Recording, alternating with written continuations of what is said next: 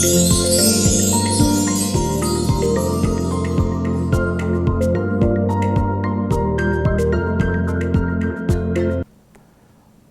Shanti. Welcome to Treasure of Experiences by the Brahma Kumaris. Friends, today we have a very wonderful personality in front of us, and we would be listening to his rich treasure of experiences.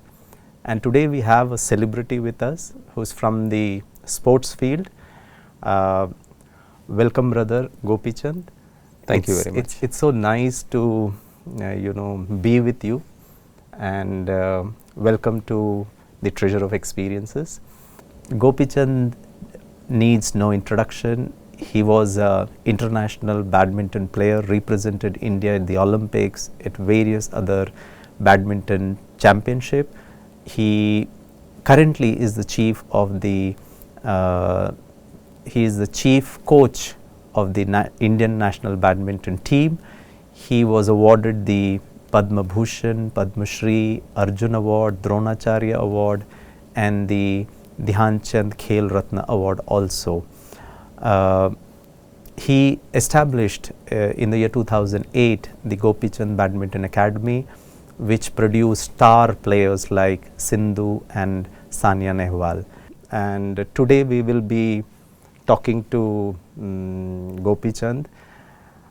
Brother, I just want to, for the benefit of our audience, I want to know, how did this journey of you getting into sports, how did it all happen to you? Because there are certain people who willingly choose sports as a career. For them, for somebody it happens as an accident. What was your story? How did it all began? First of all, I am one of those who was accidentally into sports. Okay. My father worked in a bank, so he was getting transferred all over the place. Okay. He was, for the initial years, he was posted in Orissa, and then in Chennai for a few years, then in coastal Andhra for a few years, and then when I came to Hyderabad, I was about 10 years of age. Okay. It somehow happened that we were living close to the stadium, and like all other kids, I was also playing cricket. This was around the year 85. After the World Cup of 1983, I think everybody was playing only cricket. Yeah. And I was also one of them. Cork ball, hard ball, broke a few window panes. Neighbors were complaining, so mother took me to the stadium. That's my first initiation into sport. For some reason, not for some reason, but for the lack of an admission, we didn't get into cricket. Okay. And tennis seemed a bit more expensive than affordable. So they decided to put me into badminton. Okay. So you can say it's by chance. I didn't have many thoughts about this being a career. I don't think anybody had those thoughts. But as time went by and I started playing better and better, there seemed an opportunity which was visible. Every step I climbed, the next step seemed possible, and I moved from district to a state to a national and an international level, and more from becoming or being a student in maths, physics and chemistry to becoming or taking a career into sport, leaving that and taking easier subjects to pass, and studies became the secondary option, and sport became the primary career option. And I was lucky that I was been able to make this into a career, get a job in the initial place, and of course later make this into a whole career itself. Oh, wonderful. Was badminton into you, was it a God gift that you could play it so effectively, or was it real sheer hard work, perseverance? You had to learn the tricks of the trade of badminton. Your coaches had to really push you through the wall, or was it very easy for you? I think the initial years were very easy because I really loved the sport. I just loved playing. Yes, I would say it was God's gift. Even the ability to learn was God's gift. Okay. The ability to push myself was God's gift. But I really pushed myself. I really enjoyed the hard work. I enjoyed the discipline. I enjoyed the competition. I enjoyed the fight. And I think it was still God's gift. Okay. So, your initial initiation into badminton was through your parents, and then you started liking it. But was it your climb up the ladder to the international level?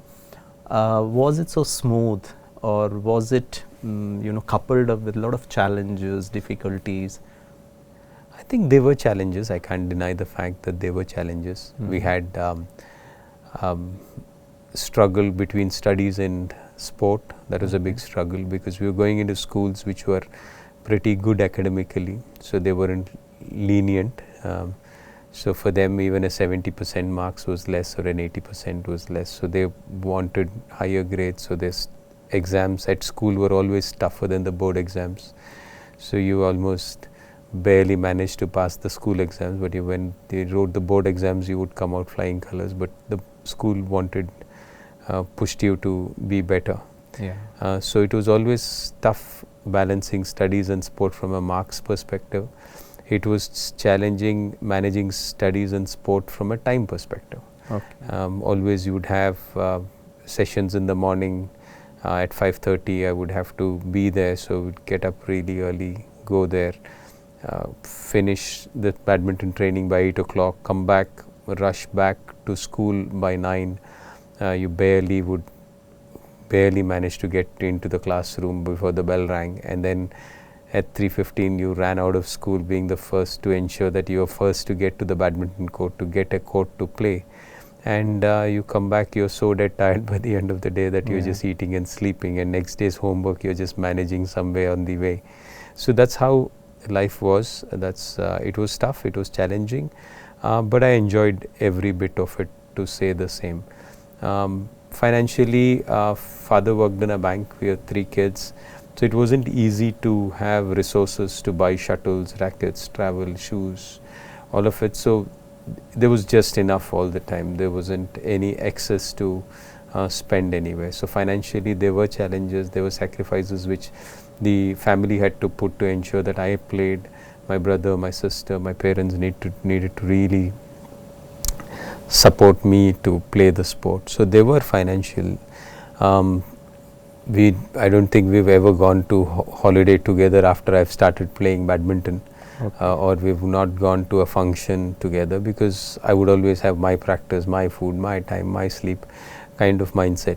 So it was kind of challenging. So that was also one of the issues. So overall, I would say it was tough, it was challenging, but never did we feel deprived in any sense, because what we liked we were doing.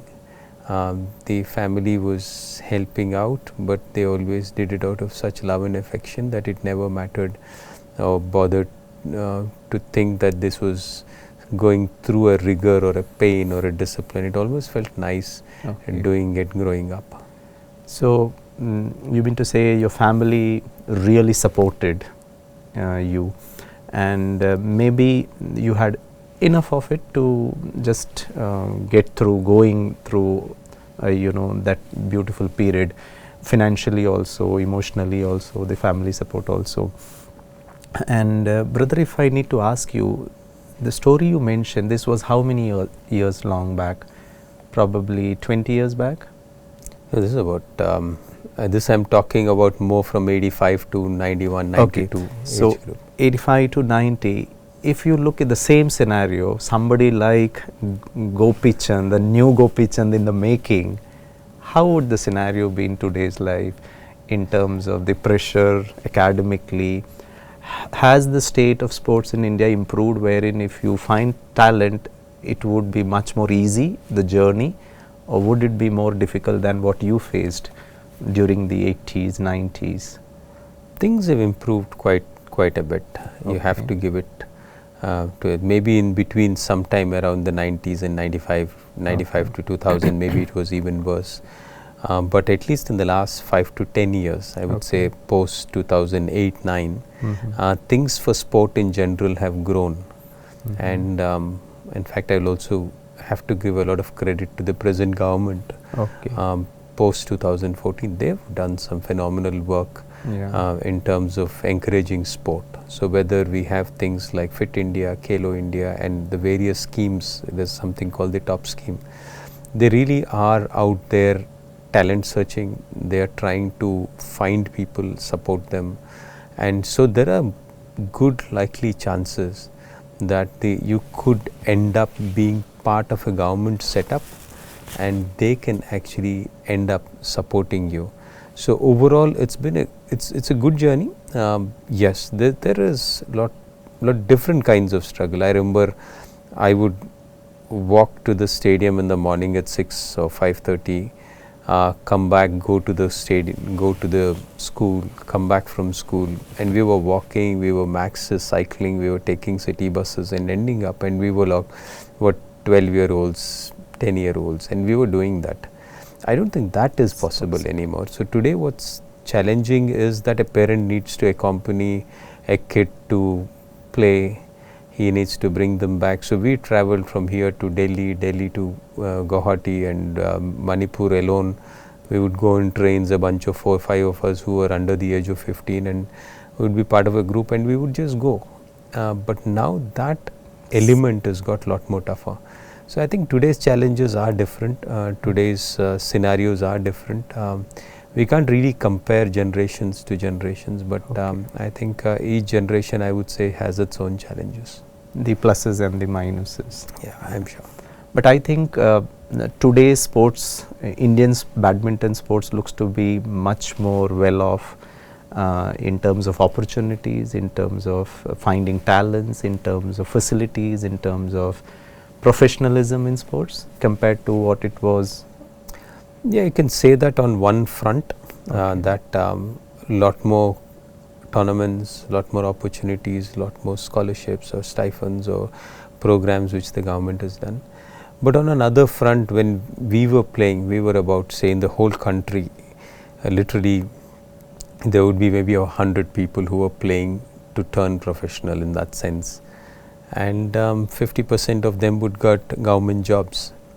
Today the number of people who are actually playing sport has grown maybe 100 times from then to now. Maybe 10,000 people play the sport, but the number of jobs available have pretty much remained the same. So that for me is the biggest concern as far as your question about opportunities comes. So today the avenues are different. They are not the same as what they were before. And today kids have to look at other options, and it's a new set of challenges. So to answer your question, I would say the challenges are there then, but with the numbers growing, today there are a different set of challenges. Brother, you are the only second Indian after Prakash Padukone to win the All England Open Badminton Championship way back in 2001. And in the course of winning that particular championship, in the semi-finals, you even defeated world number 1. Then went on to defeat in the finals the Chinese counterpart. How was your experience of winning that particular tournament? How did you prepare yourself for the tournament? What was the feeling when you were playing the match, and post when you finished the entire tournament and you came out very successful? What was the feeling? Of course, the preparations for those years, maybe around 99, 2000, 2001, when I won the All England, were pretty intense, and I was played the Olympics with a hope of winning a medal, but the disappointment of losing was pretty high when I lost it. So I prepared the games of the All England also equally well, but went there with lot less expectations. We had a tough journey, travel, and going there was itself a challenge because we had to travel almost 26-27 hours to get to Birmingham, and we just reached the evening prior to the matches. So when we played the matches, there was a lot of bodily pain, there was a lot of physical torture which I felt. So when I won the All England, more than anything I was happy that I could rest for the next few days, because the pain, the physical pain of playing was a bit too much. Having said that, I think today when people recollect, when people recognize you, it's the fact that you won the All England. So I think that's a big moment for me in my own career.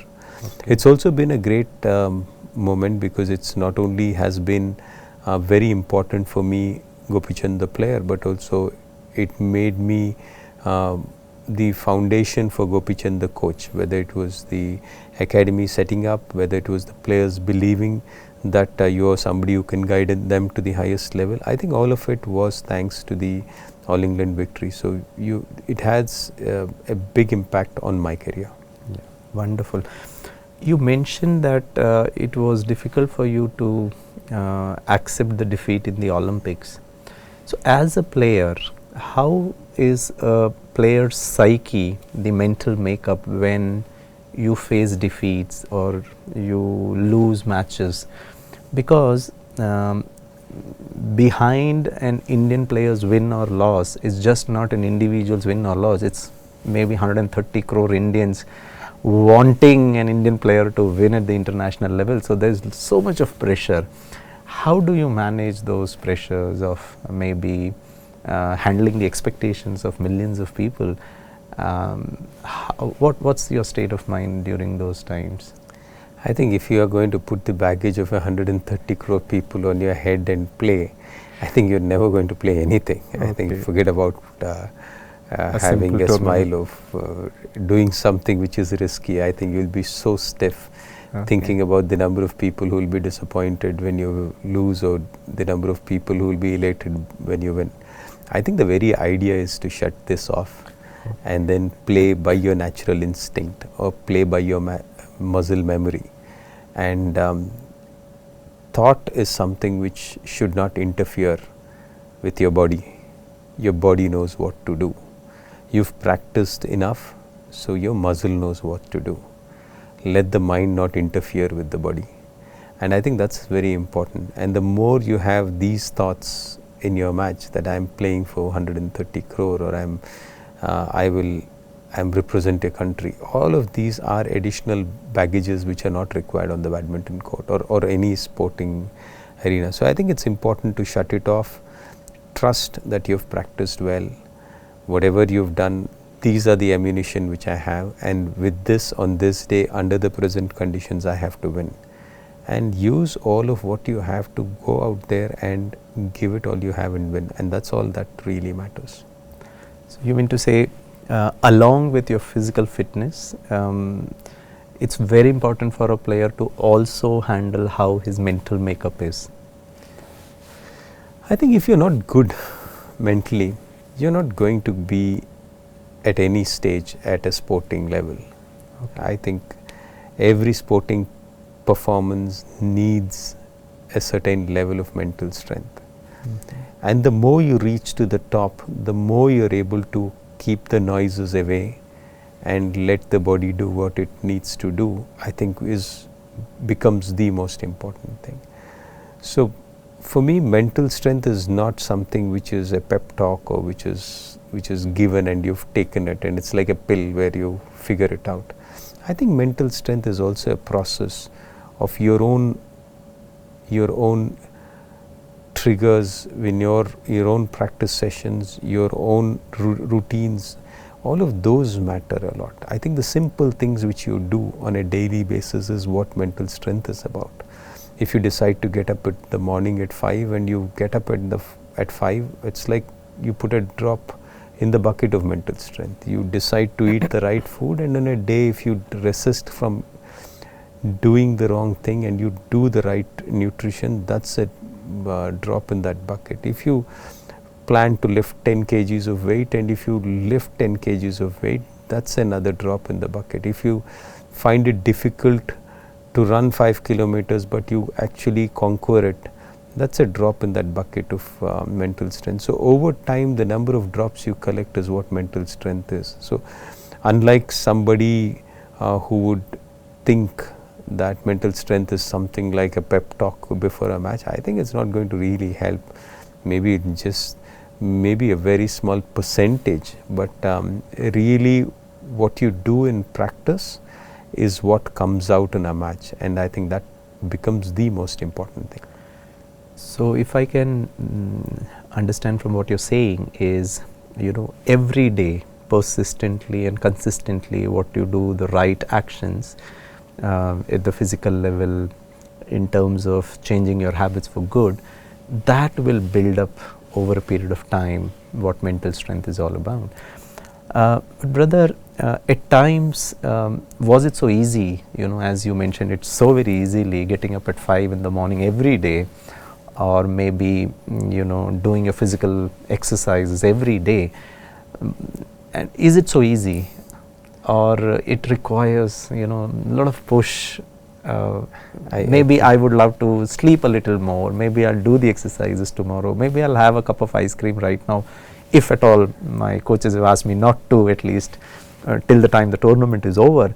The temptation, is it so easy to resist, or does it require too much of effort for somebody? And what happened to you? How did you handle all those things? I think when you're doing it for a cause which is higher, Okay. or when you're really loving what you do, Yeah. it comes naturally. Yes, there will be moments where you will have to push it and you'll have to really resist. Yeah. But on a daily basis, for every small thing, if you start resisting, then eventually it's going to flop. I think so.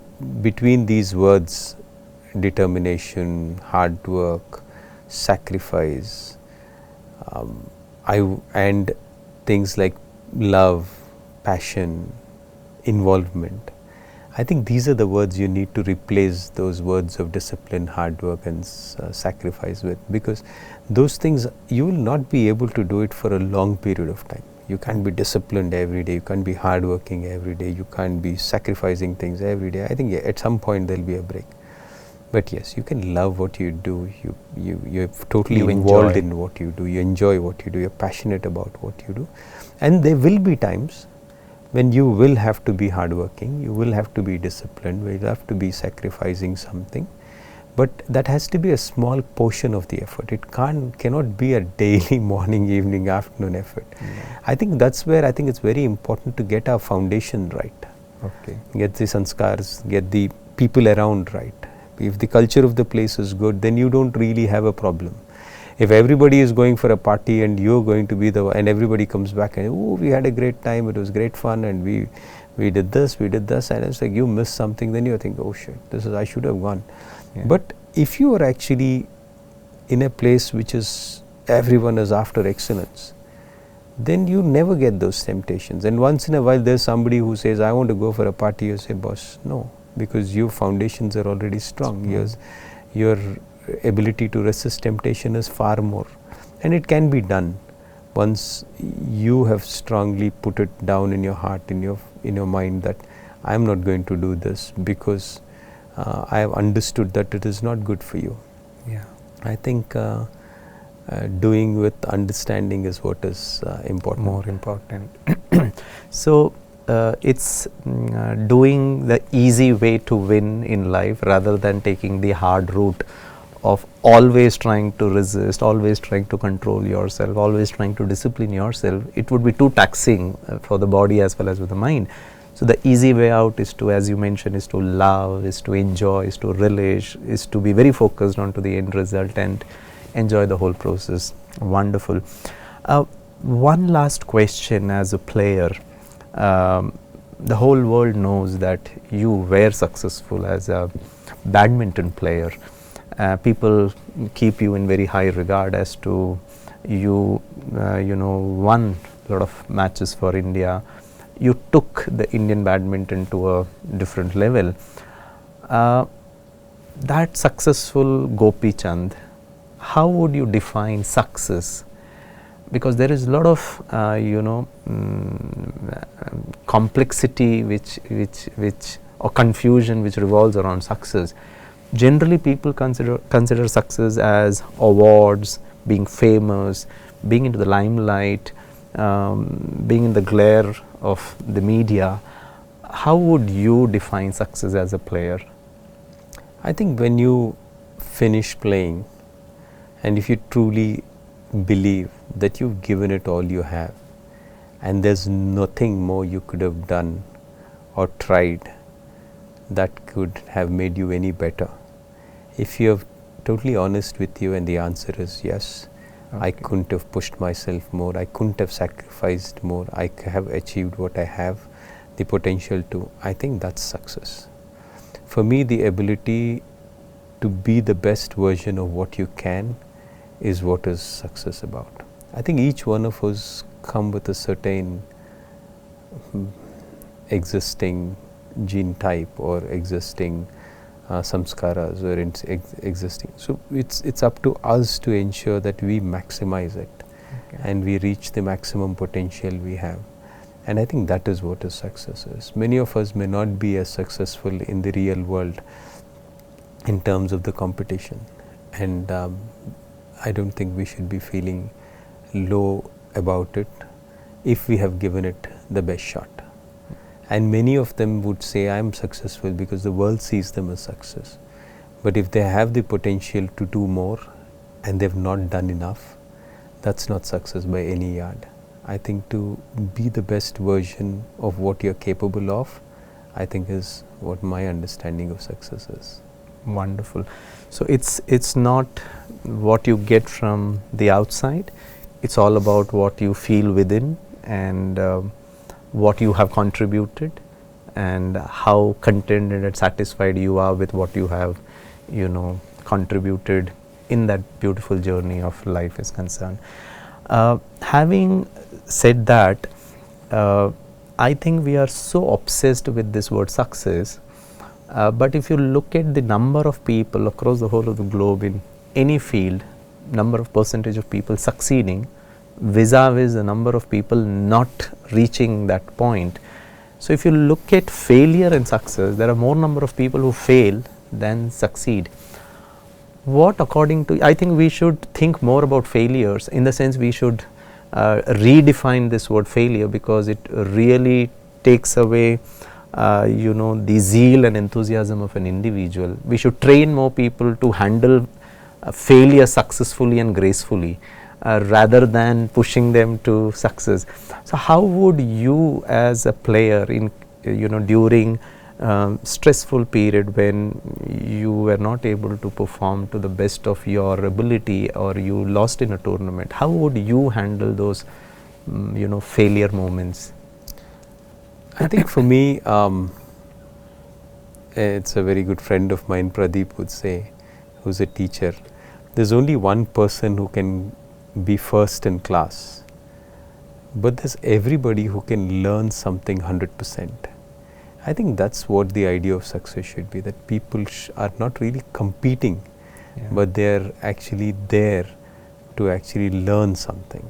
I think to be the best versions of who they are. Now it's far cry from in this world which is super competitive, which has marks for everything and those numbers. But I think there has to be a time where we need to kind of look at success very differently than what we are looking at. And yes, on the journey to success, I think it's very important that we need to look up and push.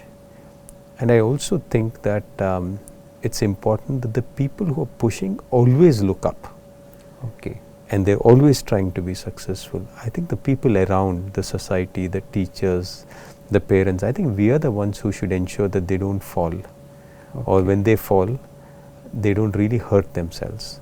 I think that safety net is the job of the society to provide. So I think from my perspective, we need to redefine ourselves. We need to award and reward the process more than the result itself. And I think that will be a beautiful way if we can actually achieve that. Great. So friends, you heard Gopi Chand sharing his experiences about very beautiful insights on defining what success, what failure is all about. I hope you really enjoyed this interaction. Once again, brother, thank you for coming here, sparing your valuable time. I know you're so busy, your schedules are so tight, but still you took time to come here and interact with us. Thank you so much. Om Shanti. For more content like this, you can share, comment and subscribe Shanti Sarovar Hyderabad YouTube channel.